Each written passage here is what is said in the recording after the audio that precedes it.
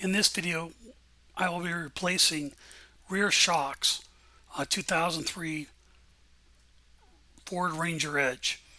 I always start by removing the top nut on the shocks. I simply just loosen the nut to start and then remove it after removing the bottom bolt.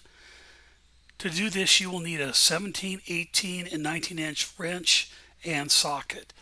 I use the impact gun to remove the bottom bolt, but this is not a requirement.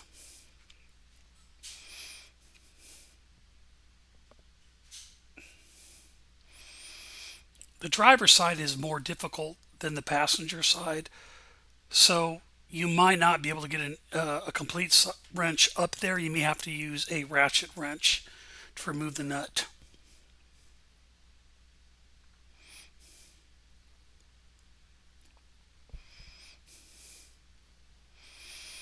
When installing a new shock, it only goes on one way.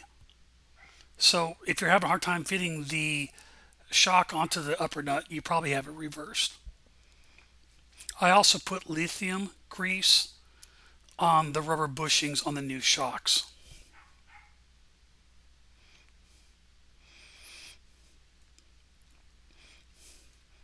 I use the impact to reinstall the lower bolt, and then I torque down to 53 foot-pounds of torque. The torque settings will be different on different years of trucks, so please check your manual before doing this. Later trucks had a higher torque spec. The top nut and lower bolt nuts are both at 53 foot-pounds.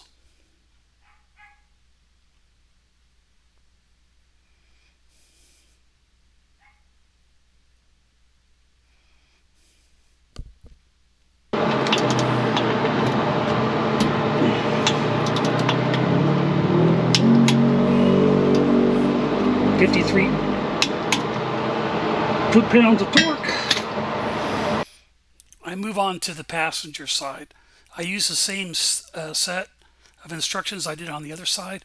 It is easier to do the passenger side than the driver's side because there's more access to the upper bolt and it generally goes quicker.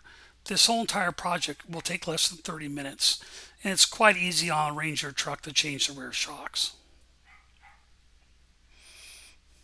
Again, I use the impact driver and then torque to 53 foot-pounds.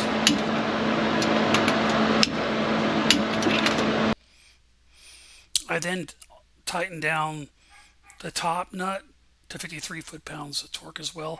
As you can see, you have more access on this side. So if you like this video, go ahead and smash the like button below. If you want to see more videos like this in the future, go ahead and click the subscribe button and the bell if you want some notifications. See you next time on Chasing Mustangs. Thanks.